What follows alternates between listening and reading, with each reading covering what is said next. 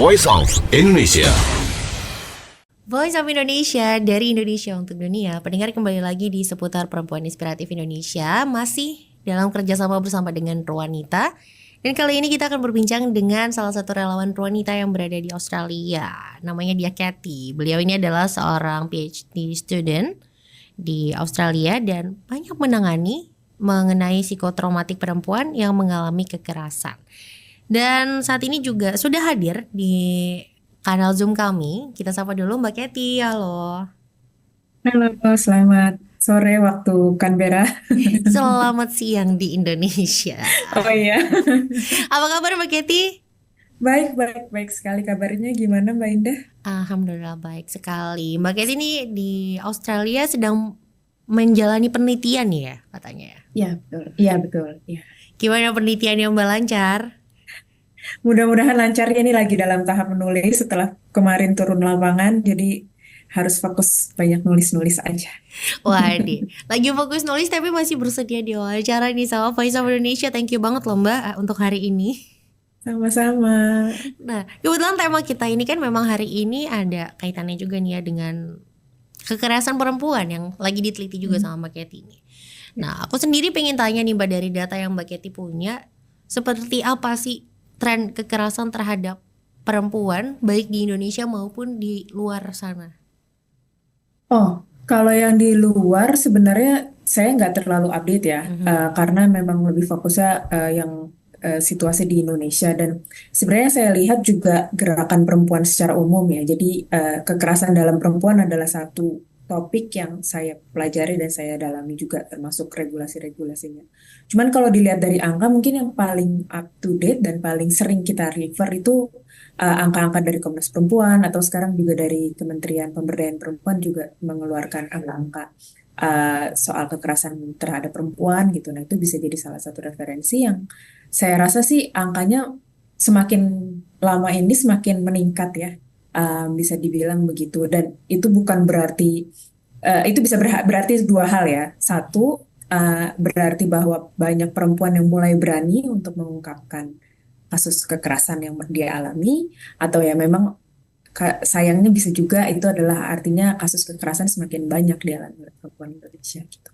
Nah, faktornya sendiri apa sih Mbak nih? Kan peningkatan ini semakin kita berani mengungkapkan, tapi nggak menutup bahwa kasusnya ini juga terjadi kan? Betul. Faktornya apa sih Mbak sebenarnya yang paling mempengaruhi kenaikan angka tersebut?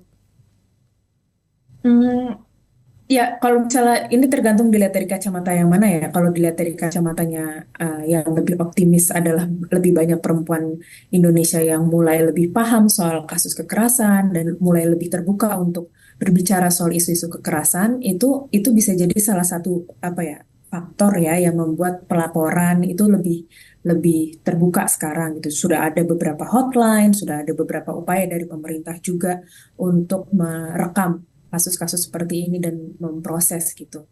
Tapi di sisi lain ya, kita juga tahu kalau kasus-kasus seperti ini, bahkan banyak kasus-kasus yang tampaknya jauh lebih tragis ya. Maksudnya yang kita lihat, kita dapat laporan dari media juga, banyak kasus-kasus yang sangat tragis. Itu juga bisa dibilang faktornya macam-macam. Yang paling terlihat ya mungkin kultur masyarakat yang masih sangat patriarkis gitu.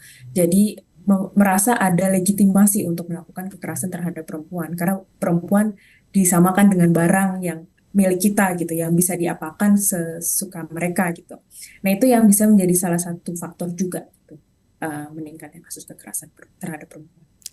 Nah Mbak, sekarang kan tindakan yang diambil pemerintah juga sudah cukup banyak ya. Tapi menurut Mbak Kathy sendiri nih, peran kebijakan dan juga perundang-undangan yang sekarang sudah ada, sudah seberdampak apa? Ya, ini masalah yang klasik ya gitu ya. Kita selalu punya banyak regulasi, banyak upaya-upaya ya dibilang kebijakan-kebijakan, tapi implementasinya selalu bermasalah gitu. Bahkan untuk undang-undang yang mungkin kita udah lebih lama tahu ya, tahun 2004 kita sudah punya undang-undang PKDRT gitu ya, kekerasan dalam rumah tangga aja, ternyata banyak di lapangan tuh yang masih tidak tahu cara pengimplementasiannya seperti apa gitu. Apalagi yang masih baru-baru nih, yang kita baru punya di 2022. kekerasan seksual. Nah, ini kan jadi di kekerasan seksual sendiri kan ada berbagai definisi, berbagai bentuk kekerasan seksual yang diperkenalkan gitu. Nah, ini pun pasti masih banyak tantangan di lapangan gitu. Nah, jadi ya itu tugas kita semua lah bisa dibilang gitu ya. Tidak hanya aktivis, tidak hanya pemerintah, tapi ya masyarakat secara umum yang tahu, yang bisa mempunyai semacam kapasitas untuk memperkenalkan isu-isu seperti ini, ya kita rame-rame lah untuk bekerja memperkenalkan isu ini. Nah, Mbak Kety nih, kalau kita lihat kan memang sejauh ini awareness sudah semakin tinggi ya Mbak ya. Sosial media pun juga seringkali jadi platform untuk para perempuan, sesama perempuan ini menyuarakan kesadaran tentang kekerasan ini sendiri. Dari sisi ini udah, tapi kan kalau melihat tadi ada disebut juga masalah kultur yang mungkin sulit gitu ya. Karena kalau nggak sama-sama mau mengubah dan menjadi lebih baik tentunya kan sulit dong. Nah, kira-kira nih yang bisa Betul. kita lakukan di saat ini selain campaign dan juga memanfaatkan apa yang ada, apalagi sih yang masih perlu kita perkuat lagi nih untuk bisa raising awareness dan juga menurunkan angka tersebut? Em, Mungkin yang salah satu yang agak PR buat kita semua, maksudnya merefleksi ke diri kita sendiri ya. Kadang-kadang kita juga punya pandangan kayak, oh itu urusan rumah tangga orang, kita nggak usah ikutan, misalnya kayak gitu.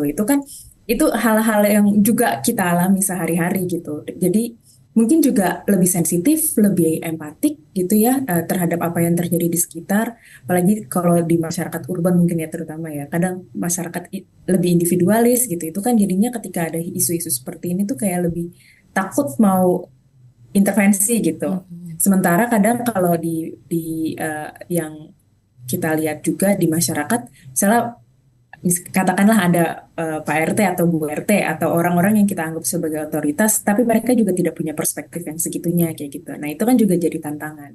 Nah, ini yang sulit juga untuk kalau kalau misalnya kita sendiri juga tidak merefleksikan apa sih yang bisa kita lakukan gitu. Salah satunya yaitu ya memperkaya informasi, juga lebih sensitif dan lebih empatetik sama korban-korban kasus kekerasan terhadap perempuan sih. Mungkin itu so far. Nah, Mbak Kety, dari kasus-kasus yang pernah Mbak Kety tangani sendiri ya, yang pernah dilihat secara langsung, ini tuh bentuk bantuan sebenarnya yang dibutuhkan supaya nggak sampai terjadi kasus-kasus tersebut itu tuh sebenarnya apa sih yang paling benar-benar paling dibutuhkan? Hmm. Agak sulit karena kadang perempuannya sendiri yang menjadi korban karena itu selalu terjadi di ranah, nggak selalu sih, tapi kebanyakan terjadi di ranah privat yang kita tidak bisa melihat ke dalam kan. Jadi kadang-kadang dari perempuannya sendiri juga denial untuk eh, melaporkan atau bahkan untuk menyadari bahwa ini adalah bentuk kekerasan yang seharusnya tidak bisa ditolerir. Itu kadang-kadang itu sulit gitu. Itu adalah dorongan utama yang harus kita kita support sih gitu ya. Mungkin sebagai teman atau sebagai orang yang bisa menjadi pendamping, itu tuh meyakinkan bahwa eh, mengetahui bahwa itu adalah bentuk kekerasan, mengetahui bahwa itu adalah sesuatu yang bisa dilaporkan dan bisa ditindak. Dan ada undang-undang yang melindungi, itu tuh jadi satu hal yang itu aja udah sulit gitu. Apalagi kita nanti belum ngomongin soal masalah pemulihan, masalah penegakan hukum kayak gitu-gitu. Jadi kompleks isunya gitu. Nah, kita lanjut ya Mbak Kety ya. Tadi kan memang cukup serius karena banyak terjadi di ranah privat gitu. Nah, sebagai orang luar gitu ya, kita ini mungkin dalam, kalau kita tahu ada kasus-kasus serupa gitu, mungkin yang kita udah merasa ini adalah kekerasan gitu. Kapan sih kita harus mulai bertindak dan sejauh mana kita harus bertindak? Ya, ini yang tricky ya. Kadang kita bingung sebagai bystander gitu ya. Hal yang paling memungkinkan adalah menudge atau apa ya istilahnya tuh coba ngobrol sama korbannya. Lebih-lebih ke menawarkan lebih menawarkan mungkin cerita aja, ajak ngopi, ajak ngobrol gitu. Ketika kita tahu ini kayaknya kayaknya ada yang aneh di sini gitu. Dengan menunjukkan diri bahwa kita tuh kita tuh bisa menjadi orang yang dipercaya mereka untuk ngobrol, itu jadi salah satu pintu sih, pintu masuk lah untuk bisa engage dengan korban ini gitu. Dan ya nanti setelahnya ya kita akan harus serahkan ke korban lagi, mereka mau kayak gimana. Karena kan yang menjalani hidupnya mereka ya. Nah ini yang penting kita ada dulu, mereka percaya dengan kita dulu, mereka tahu ada orang lain di lingkungan mereka yang bisa diajak bicara soal isu ini gitu. Itu aja udah cukup sih untuk sementara ini gitu. Baru nanti kemudian kalau misalnya korban butuh pendampingan psikologis atau mungkin butuh ngobrol dengan konsultasi hukum. Nah, itu isu lain yang bisa kita coba cari cara dengan kontak Komnas Perempuan misalnya atau sapa Kemen PPA misalnya. Nah, ini mungkin agak sedikit praktikal kali ya Mbak ya. Pertanyaannya lagi-lagi nih, ketika sudah terjadi, gitu, kita menyaksikan ada yang sudah terjadi ya, sudah mungkin secara hukum sudah selesai, tapi kan tentunya si korban ini juga membutuhkan waktu pemulihan ya. Nah, di Betul. masa pemulihannya itu sebenarnya apa sih yang boleh dilakukan dan juga nggak boleh dilakukan gitu? Karena kadang-kadang terjadi nih, ada pertanyaan-pertanyaan atau juga reaksi Hmm. dari lingkungan sekitar tuh yang bikin korbannya ini justru lebih down lagi gitu. Iya, iya, iya, iya. Ini mungkin posisinya kita sebagai pendamping ya, atau sebagai orang yang tahu isunya dan ya dipercaya sama korban gitu. Kalau dengan situasi seperti itu sih yang paling penting ya jangan judgmentalnya itu ya. Maksudnya apalagi kalau kita udah tahu ceritanya, segala kompleksitas isunya gitu. Ya janganlah lagi nanya hal-hal yang sensitif gitu yang apa ya? Mungkin buat kita, nah ini masalahnya ya, buat kita, mungkin buat perempuan, itu tuh common sense hal yang nggak mungkin ditanyakan ke korban gitu. Tapi kadang-kadang ada orang yang nggak punya perspektif itu gitu, terus kayak ya udah nanya aja sesuka Usil mereka. gitu loh jadinya. Iya, iya. Nah itu itu hal yang memang harus dilatih sih dan harus dikasih tahu juga gitu, dikampanyekan, diinformasikan gitu. Karena kadang kadang tuh maksudnya baik tapi nggak caranya aja gitu, caranya nggak baik gitu. Jadi ya kalau misalnya daripada gitu mending udah diam aja. Kalau misalnya emang penasaran banget tanya sama pendamping hukumnya misalnya gitu. Jangan tanya langsung ke korbannya gitu karena korban udah cukup capek gitu. Janganlah dikasih beban lagi dengan pertanyaan-pertanyaan yang tidak perlu gitu. Itu sih. Ini yang penting ya. Dan mungkin juga memang harus diketahui sama banyak orang gitu. Karena mungkin menempatkan diri itu juga terkadang menyulitkan ya Mbak ya. Betul. Nah, Nggak usah, nggak, gimana? sorry. Ya. Nggak usah korban gitu. Mhm. Kita aja yang kadang ditanyain hal sensitif kan juga bete kan. Kalau Mhm. misalnya kayak ditanyain kapan nikah terus misalnya, atau ditanyain kapan punya anak, itu kan orang Kapan juga bete. lulus Nah, gitu kan? Itu kapan tuh lulus? menyebalkan kan? Nah iya gitu. Jadi ya daripada banyak omong dan tidak membantu apapun, diem aja lah. Ya, jadi kalau kepo tanyalah sama orang lain yang mungkin lebih bisa memberikan jawaban yang lebih bijak ya. Jangan tanya langsung Mm-mm. sama orangnya karena kasihan loh, capek. Nah, Mm-mm. nah ini Mbak, masalah pencegahan juga nih. Pencegahan tentunya Mm. dimulai bukan cuma dari ketika orang sudah bisa mengerti ya bahwa itu kekerasan, tapi bagaimana caranya kekerasan itu jangan sampai terjadi. Nah, Mm. di level ini sih upaya untuk peran pendidikan nih. Seperti Mm. apa nih kalau Mbak Kety melihatnya saat ini? Kalau sekarang saya sebenarnya udah nggak update sama situasi di SD, SMP, SMA ya. Jadi saya udah nggak tahu lagi apakah sudah ada perubahan atau sudah ada apa ya transformasi lah dalam kurikulum yang sejauh apa gitu. Cuman yang pasti dan mungkin ini nggak hanya harus ditanamkan di sekolah sih, tapi ini ditanamkan di masyarakat secara umum adalah yaitu kalau buat saya sendiri ya prinsip kesetaraan, bahwa perempuan itu adalah seseorang yang harus dihargai juga, yang harus dipahami sebagai sebuah subjek gitu ya. Maksudnya mereka punya cara berpikir, mereka punya ide-ide dan harus dihargai pekerjaannya dan segala macam. Itu hal yang harus lebih seru, harus lebih sering ditanamkan gitu di masyarakat. Dan mungkin syukur-syukur bisa dimasukin ke kurikulum gitu. Tapi kayaknya saya belum lihat yang sampai segitu sih dari cerita-cerita orang yang mungkin udah ada di yang anaknya sekolah gitu. Itu kayaknya hanya di tempat-tempat khusus mungkin yang kayak gitu gitu. Tapi ya yang intinya soal prinsip kesetaraan bahwa perempuan itu juga subjek yang harus dilindungi, yang haknya tuh harus dilindungi gitu sama seperti laki-laki.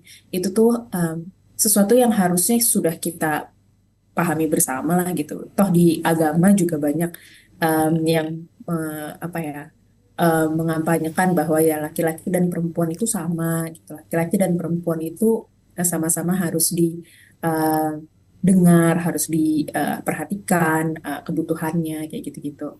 Jadi ya itu sih mungkin yang kalau misalnya dilihat dari sisi pendidikan.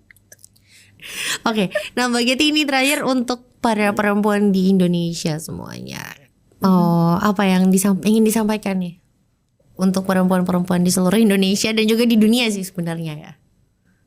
Ya mungkin yang di Indonesia aja ya karena kalau dunia agak terlalu luas. Tapi yang pasti hargai diri sendiri udah pasti ya. Cuman untuk mencegah misalnya ada kasus-kasus kekerasan yang mungkin terjadi ke diri sendiri atau ke orang-orang di sekitar kita, ya kita juga harus terus mengupdate informasi, mengupdate pemahaman soal apa kekerasan itu gitu. Dan apa sih perlindungan-perlindungan yang negara bisa berikan sejauh apa. Dan juga ngobrol dengan orang kalau misal memang merasakan ada yang ketidaknyamanan sesedikit apapun gitu karena kadang-kadang buat kita ngerasanya oh itu terlalu simple itu masalah yang enggak apa ya masalah kecil gitu yang sebenarnya itu jangan-jangan adalah bentuk pelecehan seksual misalnya kadang-kadang kita sendiri nggak tahu gitu jadi kalau misalnya sendiri-sendiri udah ngerasa enggak nyaman dalam level sedikit aja ya cari teman ngobrol tanya mungkin itu adalah pelecehan atau enggak gitu itu hal yang bisa kita lakukan sebagai perempuan di sini di Indonesia terutama ya apalagi kita sekarang udah punya uh, regulasi-regulasi yang bisa membantu kita untuk lebih aman harusnya. Oke, Mbak Keti, thank you so much buat waktunya. Terima kasih banyak nih Sama-sama. sudah ngobrol bersama Voice of Indonesia. Dan Ya, semoga ini ya lancar penelitiannya ya Mbak Keti ya. mudah-mudahan ya semoga ini juga membantu. Aku nggak tahu sejauh apa jawaban-jawabanku bisa membantu, tetapi semoga berguna buat kita semua. Oke, thank you Mbak Keti. Sama-sama. Dan itu tadi pendengar Voice of Indonesia bincang kita bersama dengan Tia Ayu Kartika atau Mbak Keti nih ya relawan wanita yang berada di Australia dan bicara tentang kekerasan perempuan. Untuk episode berikutnya pastikan untuk tetap menyaksikan di setiap hari Kamis pukul 9 pagi waktu Indonesia Barat. Voice of Indonesia.